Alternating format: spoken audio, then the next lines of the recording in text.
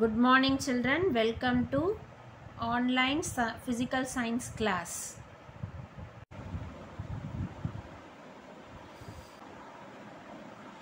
Welcome to 6th standard online physical science class. Today we will be revising this physics 5th lesson exercise, book exercise children. So now choose the correct options. First question, which of the following is a class 3 lever? Class 3 lever and the example of class 3 lever is the options are seesaw, bottle opener, stapler, beetle nut cutter. Beetle nut cutter, all these are options. Among the options, option C, stapler is the class 3 lever. Okay, class 3 lever. Stapler is the example of class 3 lever. There are 3 classes of lever. Okay, so stapler comes as the third class lever.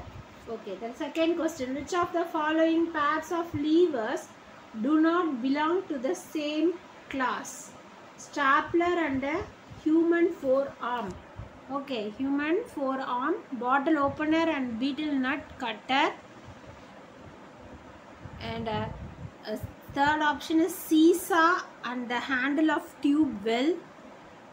Fourth option is nail cutter and scissor. Nail cutter and a scissor. So among the options, option D, that is nail cutter and scissor, does not comes under the same class of levers. Okay, scissors where the load is at one end and force applied, effort is at another end, and the fulcrum is at the center. What about this nail cutter? Nail cutter, the load is at one end but the fulcrum is at another end. So they do not belong to the same class of lever. Third one, a vice used to grip objects firmly works on the principle of what? So vice works on the principle of, options are screw, wedge, pulley, lever. It is the vice works on the principle of screw. Is it clear children? Okay, now fourth question. In a wheel and axle arrangement, the wheel must be, option A, equal to the axle, larger than the axle, smaller than the axle, and option D is of circular shape. So in wheel and axle arrangement, the wheel must be larger than the axle. You have seen the wheel and axles, isn't it? And also in the steering. In the case of four-wheelers, you have seen the steerings. So the axle will be smaller than the wheel. So the wheel must be larger than the axle. Okay. Fifth question. Question number 5. A pulley is different from a wheel and axle since it is always circular in shape. Option A is always circular in shape. Pulley, difference between pulley, wheel and axle. Okay. Option B is smaller in size. Option C is free to rotate about its axle. And option D is may be made of metal, wood or plastic. So among the option, which is the correct answer? Yes, it is free to rotate about its axle. So that's the difference between pulley and wheel and axle. Pulley is free to rotate about its axle, but that's not possible in the case of wheel and axle. Okay. Okay. Question number 6. Mechanical advantage is defined as. So what is the mechanical advantage? Option A, load arm by effort arm. Option B, effort arm by load arm. Option C, load into load arm. Option D, effort into effort arm. So among the options, option A, mechanical advantage is nothing but load arm by effort arm will give you mechanical advantage of a machine. Question number 7. So the unit of mechanical advantages, the unit of mechanical advantage is Newton. Option A, Newton per meter square. Option B, Pascal per meter square. Sorry, per second square seconds. Option C is kilogram meter per seconds, and D, no unit. So advantage, mechanical advantage has no unit. There is no unit for mechanical advantage. So the answer is no unit. Okay, fill in the blanks. First question. Do you understood this? Choose the correct answer. Shall we enter into fill in the blanks? Fill in the blanks. First question. A dash can be used as a door stopper, which can be among the machines we have studied, which can be used as a door stopper. Wedge. W-E-D-G-E, wedge. Question number 2. An inclined plane is useful because it is easier to dash an object than to lift it. So, in order to, what is the work of inclined plane? It makes it carries the object either by rolling or sliding, because lifting the object is a tedious process when you compare with the rolling and sliding. So inclined plane is either used to slide or roll the object. So roll or slide an object than to lift it. You understood? Yes. Now question number 3. A screwdriver changes the point of application of a force and also acts as a dash. So screwdriver changes the point of application of a force and also acts as a speed multiplier. Speed multiplier, that is, it increases the speed of the machine. So speed of the screw, no? So that is speed multiplier is the answer. S-P-E-E-D, speed multiplier, M-U-L-T-I-P-L-I-E-R, multiplier. Okay children. Now question number 4.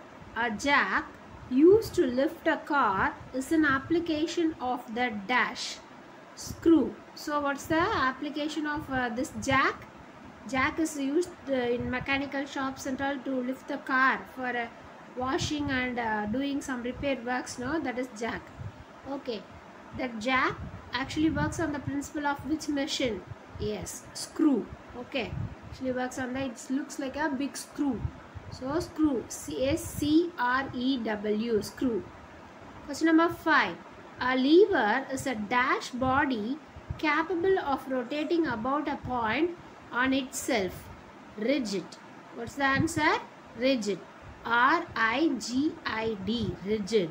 So what is a lever? A lever is a rigid body capable of rotating about a point on itself. Okay, so the answer is rigid.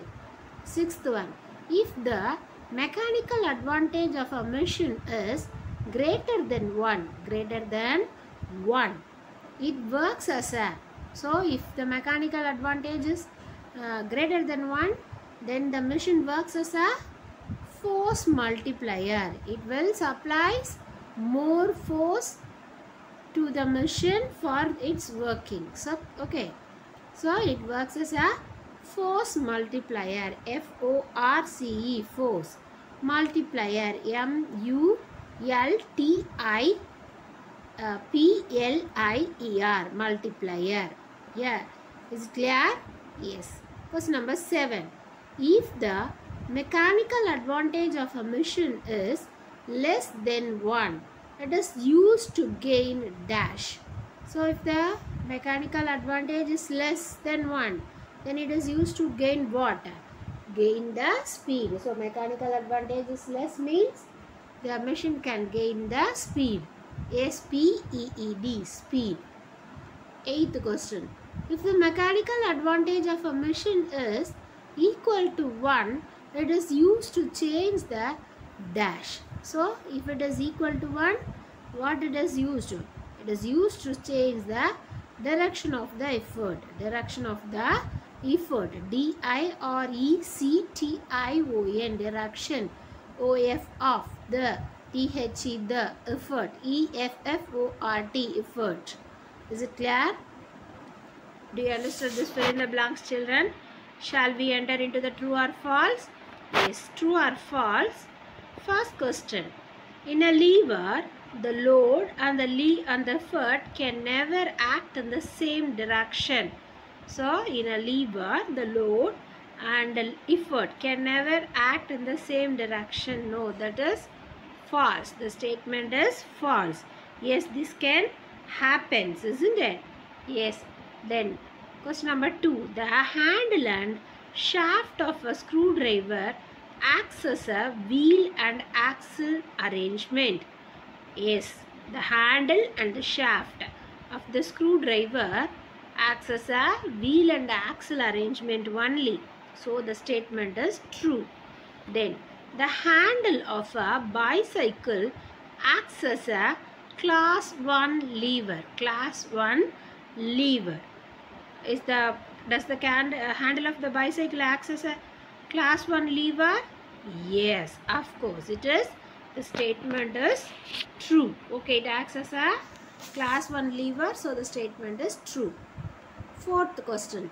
A single machine may be made up of number of machines. A single machine may be made up of a number of machines. Yes, you can convert a single machine into number of machines. So the statement is true. Fifth question. A pulley can reduce the effort needed to overcome a load. A pulley can reduce the effort needed to overcome a load. So what it is? What the statement? The statement is false. Okay, a pulley, it is not reducing the effort, but it simplifies the work. Okay, the effort you have to put so that only the object will come up. So it will not reduce the effort, rather it will lift the objects easily. Sixth one. Energy and work are expressed in the same unit. Energy and work are expressed in the same unit. Yes, of course, the both are expressed in the same unit. So the statement is true. Seventh one. A pair of scissors is an example of a class 1 lever. A pair of scissors is an example of a class 1 lever. Yes, true. So, scissor is an example of class 1 lever. That is the next question. A nail cutter is an example of class 2 lever. Class 2 lever. Yes, of course. True. Ninth one. A nutcracker is an example of class 3 lever. Class 3 lever. Of course, this statement is a false statement. Nutcracker is not an example of class 3 lever, but rather it belongs to class 2 lever. Okay, so the statement is false. So that's our today's revision, children. So we have revised the lesson 5, detailed physics lesson 5 book exercise. So revise the exercise thoroughly, write a test and report in the group without fail, children, so that you can get more marks in your upcoming half-yearly examination. Thank you, children. Meet you in the next class.